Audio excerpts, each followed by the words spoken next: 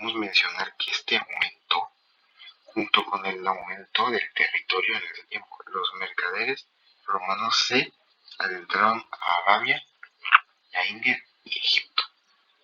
Algunos artesanos se servían de materias primas. Entre estos estaban los herreros, carpinteros y mujeres que tejían a mano. Los estamentos principales, como podemos ver, son 8. En la parte más alta de la pirámide se encuentra el César, los patricios y plebeyos enriquecidos, senadores y administradores, plebe-creyentes, hombres libres, libertos, esclavos y mujeres libres. A continuación explicaré cada de ellos. El emperador, o el César, prácticamente era el que dirigía todo el imperio, era el mayor. Senadores y administradores. Los patricios. Se conformaba por las familias más antiguas del Imperio Romano y a la vez que formaban una aristocracia de propietarios de tierras. Poseían todos los privilegios tanto fiscales como judiciales, políticos y culturales. Eran ciudadanos de pleno derecho y componían el Senado romano. Los plebeyos. Eran todos aquellos ciudadanos que no eran patricios. En un principio no tenían derechos, pero con el paso del tiempo se les fueron reconociendo sus derechos similares a los que tenían los patricios, entre ellos algunos derechos fundamentales, como el de ser ciudadano romano y elegir representantes.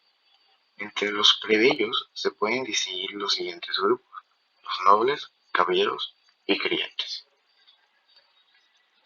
Las mujeres libres. Las mujeres nacidas en libertad en la antigua Roma eran consideradas ciudadanas romanas, pero no poseían los derechos y deberes que tenían los hombres. Vamos con los no ciudadanos, los hombres libres. Eran ciudadanos que, no siendo de nacionalidad romana, adquirían dicha nacionalidad. Los libertos. Los libertos eran aquellos esclavos liberados por su amo. Eran inferiores a los hombres libres. Y los esclavos. Los esclavos no tenían derechos. Habitualmente eran prisioneros de guerra, de tropas enemigas. El número de esclavos en Roma llegó a ser muy grande con la expansión del imperio. Características de la pirámide. La pirámide presenta la estructura social de una población entre los años 27 a.C. y 476 d.C.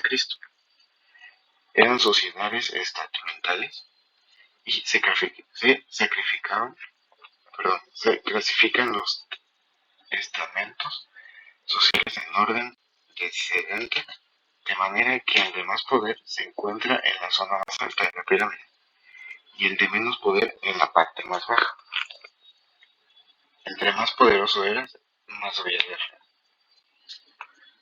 Los sistemas eran semicerrados, es decir, nacías en el testamento de morir, pero podías ascender de estamento social. El derecho a pertenecer a un determinado estamento solo podía adquirirse a través del nacimiento o como reconocimiento por algún motivo concreto. La escritura romana. La escritura romana generalmente están realizados por un soporte muy duro. Esto se debe a que el soporte preferido para las escrituras y creaciones de libros y documentos era el papiro material, que su conservación era inferior a comparación con el pergamino o un simple papel. También la escritura romana abarca un largo periodo cronológico que coincide con el de la existencia de la antigua Roma. Unos 14 siglos desde la fundación de Roma en el año 754 a.C. hasta la caída de Roma en el año 476 después de Cristo, era donde la escritura latina tuvo una mayor evolución. La escritura romana antigua. Este sistema de escritura fue el primero que desarrollaron los romanos y que consistía en la mayoría de los caracteres en mayúsculas y fueron utilizadas desde el siglo I hasta el siglo III. La escritura romana antigua también era conocida como capital cursiva y solo era utilizada por personas determinadas, los cuales comprendían a cabalidad los niveles iniciales de la educación. Los estudios sobre la escritura romana han tenido menor popularidad. Esto gracias a que aquellos dedicados a otras escrituras posteriores. Esto se debe al conflicto de competencias entre la paleografía y la epigrafía.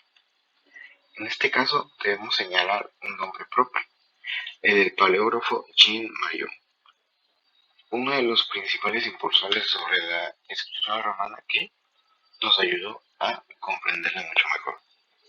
Y en esta imagen vemos el abecedario romano, cursiva antigua, su cursiva nueva, y así se va guiando.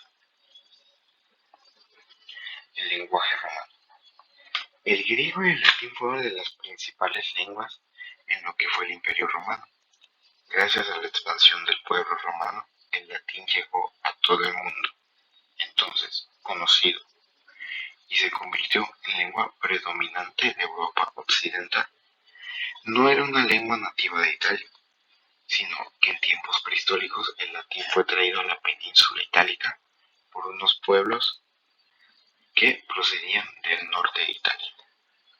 El latín pertenece a la familia de lenguas indoeuropeas y es miembro de la subfamilia itálica. Por otro lado, es el antecedente inmediato de las actuales lenguas románicas. En el conjunto de las lenguas indoeuropeas que no eran itálicas, se encontraba relacionado con el sánscrito y el griego, y con las subfamilias céltica y germánica. Una vez introducido en Italia, fue el dialecto de la religión romana, y así se fue promoviendo esta lengua. Esa sería toda mi presentación. Muchas gracias por su atención. Bonita noche.